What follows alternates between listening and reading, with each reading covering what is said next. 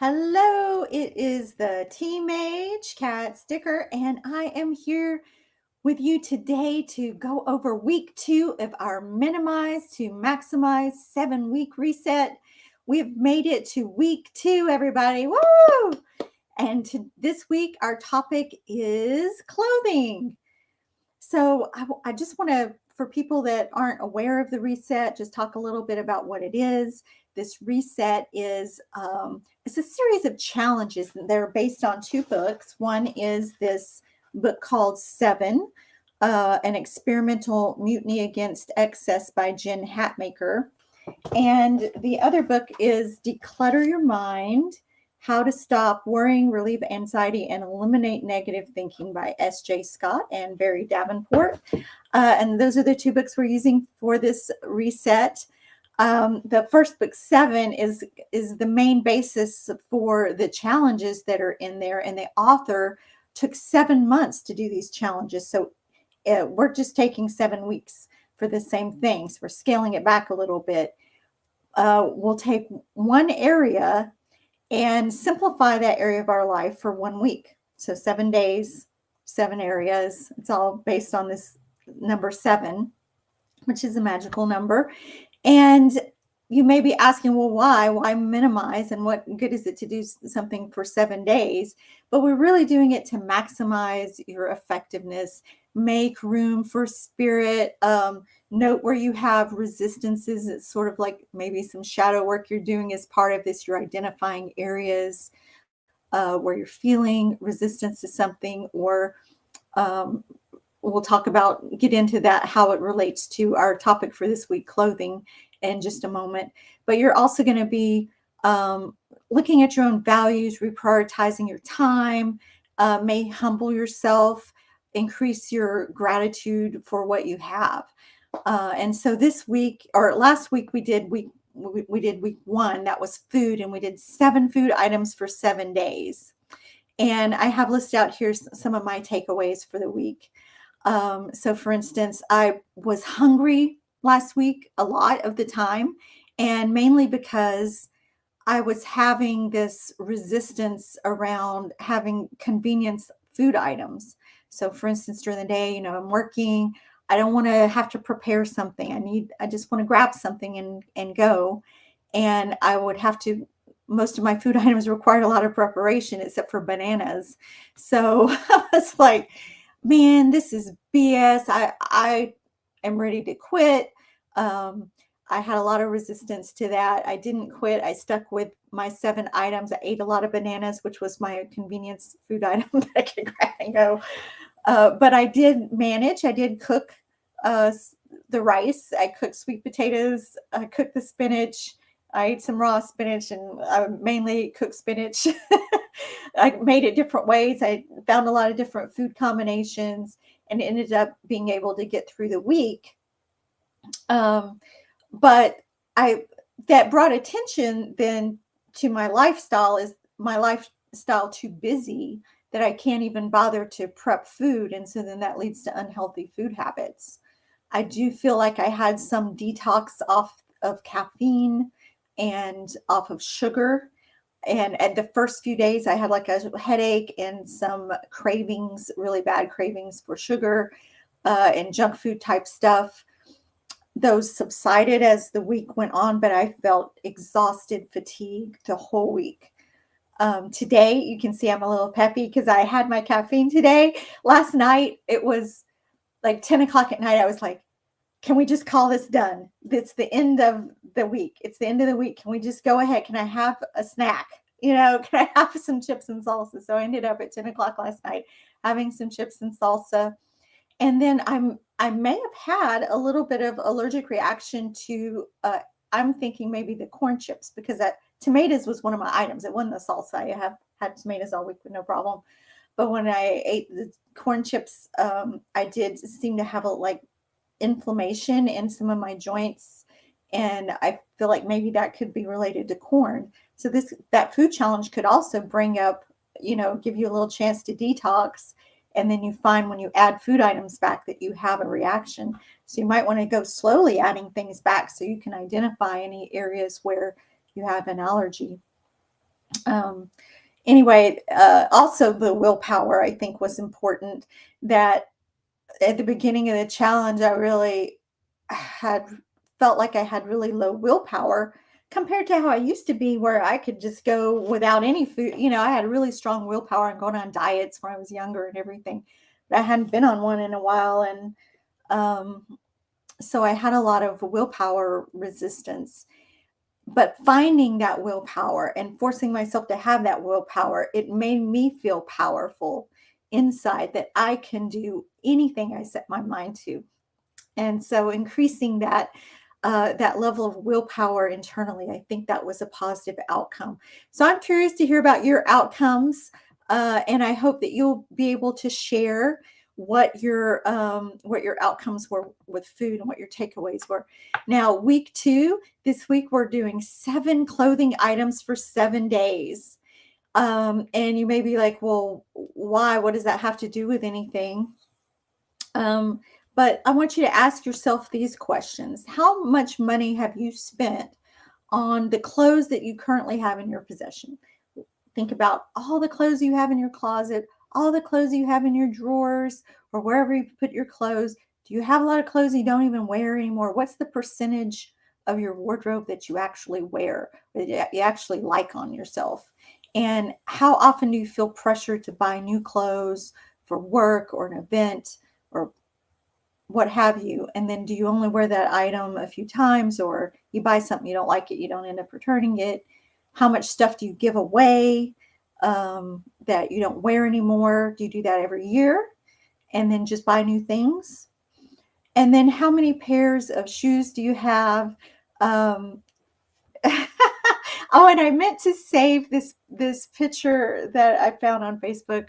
This meme that was it was I was going to share my screen and show it to you, but I forgot to do that. It was like a guy, and he was wearing a shirt. It was like 1980, and it shows him wearing the shirt, and then it shows him a little bit older, like 1990. He still has on the same shirt. 2000, he still has on the same shirt. 2023, he still has on the same shirt. And so men may have fewer wardrobe needs than females, but we have different things we need clothes for. We have sporty things, our own personal exercise things. We have dress up events, places we go, maybe a place of business, you have business attire. You have all these different occasions that you need clothes for. And so you start accumulating things. And for females, a lot of times your styles are more complicated than men's styles. I know a lot of men like to be stylish too, and have different things for different occasions as well. But how much of that is sucking up your wallet, is sucking, like how many times a day do you need to change clothes? If you're changing clothes 3 or 4 times a day, is that really necessary? What is your lifestyle that you've made it so complicated that you have to do that? And also it can bring up, where are your insecurities? Because let me just read you a little excerpt from Jen's book, where she talks about having to go to this event where she's a speaker. It's days 12 to 13. Pick the worst place imaginable to show up underdressed as a professional Christian speaker, anchoring a 2-day event for a bunch of women. Let me help you. Atlanta, Georgia, a city where girls in $50 smock dresses romp around on filthy playgrounds, where every freshly birthed Southern baby gets 2 names, and women wear pastel suits, pantsuits to lunch. And these ladies instinctively understand closed-toed shoes and slips, and no white after Labor Day unless it's winter white. And it's places like Atlanta where Brandon's observation becomes starkly apparent. It's so weird that you were called to this ministry because you don't even speak the language of your own tribe. In the South, you dress right. Their customs run deep, and you don't mess with them. The house, well, that's pretty much the end of the excerpt. So she felt these insecurities speaking at this women's event. And a lot of times, if we're limited to like an outfit that we're wearing, and we go somewhere and there's other parents around, or people in your community that you feel like they're judging you, that may not be even be the case. It may be the case that you're the one with the insecurities, that you're projecting your insecurities onto them, not really that they're judging you so much. So think about it like that. All right, so let's see what the council says. So remember, Jen Hatmaker had, for her challenge, she had a council of friends that would like advise her on what was okay versus not okay to wear. They were kind of like the council. You're going to make your own executive decisions on these things. You may have a council, or you may just feel like you can make those decisions yourself. The council said, wear as much underwear as you want. That doesn't count as one of your 7 clothing items, because you don't want to get some fungus or something. Change your socks and underwear, right, and your bras. But shoes, that does count as an item. However, in this case, you didn't have to count each pair of shoes as a separate item, and you were allowed 2 pairs of shoes. So Jen chose cowboy boots and tennis shoes. I'm choosing flip-flops and tennis shoes for my 2 shoe items. That counts as one of your 7. However, belts, scarves, jewelry, any kind of accessories like that counts as an item. I'm making an executive decision for mine that these hair rubber bands, they're not fancy. They're not like, big barrettes with jewels on them or something. I'm going to allow myself these to not count as an item, because I wear my hair like this every day, and it's like necessary. I feel like to pull my hair back for work and for the things that I do. I need to have my hair secured. So I even sleep with my hair like this most of the time. So I'm going to allow myself that. You can make your own decisions on if something's allowed. For instance, I live in Texas.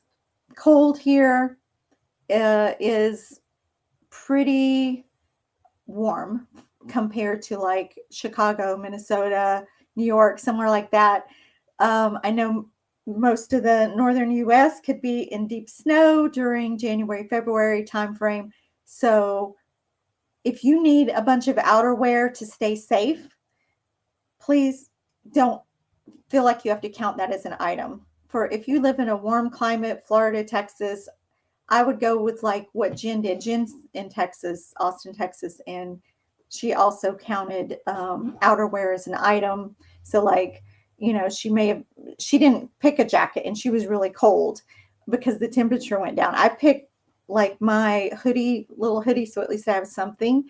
But here, generally, it's only 1 or 2 weeks out of the year that it gets cold enough for something heavier than this jacket. So I like gloves, hat, scarf. I would count each one of those things as an item. But if you're in snow where you're going to, get pneumonia or freeze to death if you go outside without those type of items, then don't count that as an item, because you need to stay safe. And I want you to participate in the challenge. But definitely count the other things like accessories as items, I would say. So here's my selections. I'm doing 2 work shirts. So my work shirt is like this. It's a long sleeve kind of dressy shirt. I work remotely, and so it makes it super easy for me. My work pants are actually like yoga pants, because I only have to show from here up for my job.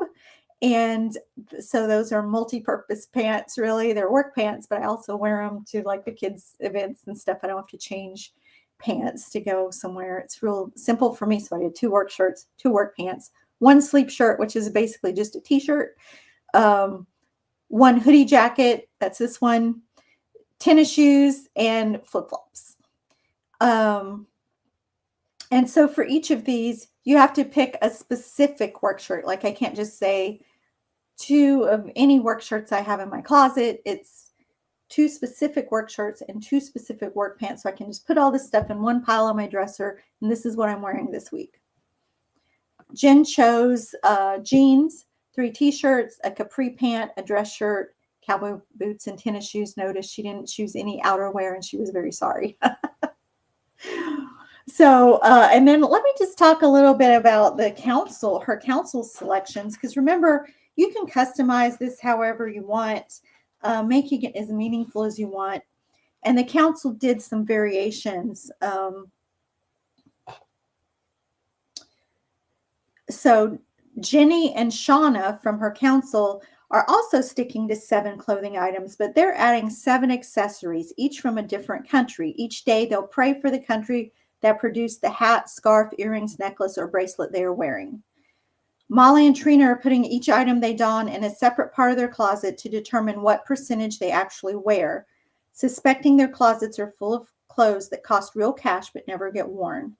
And Susanna is wearing only handmade clothes for 7 days straight. And she says, incidentally, the fact I have a friend with enough handmade clothes to last her a week is hysterical, since my children have to bring pants to my mother-in-law to sew on missing buttons. That's like me. I'm not that handy with a sewing machine.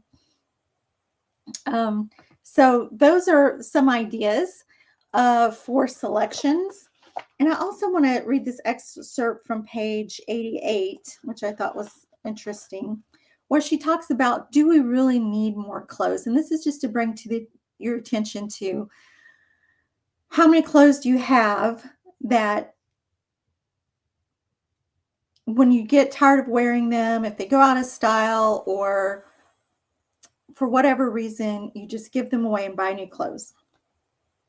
I mean, seriously, do we really need more clothes? When do we put the brakes on this runaway train?